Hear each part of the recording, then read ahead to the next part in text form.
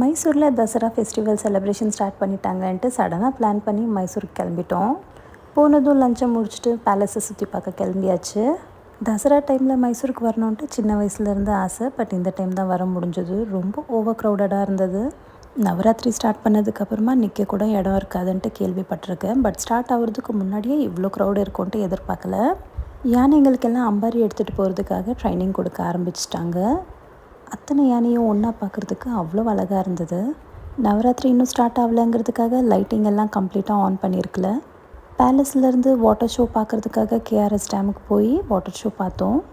சரி, லாஸ்ட்டாக மைசூர் பாக் சாப்பிட்டுட்டு பெங்களூர் கிளம்பலான்ட்டு கிளம்புற டைமில் சிட்டியில் கொஞ்சம் கொஞ்சமாக லைட் ஆன் பண்ணி ஒரு பிளேஸாக செக் பண்ணிகிட்டு இருந்தாங்க. அதை பார்க்குறதுக்கு அவ்வளோ அழகாக இருந்தது. இதில் சிட்டி ஃபுல்லாக லைட்டோடு பார்க்குறதுக்கு இன்னும் சூப்பராக இருக்கும்.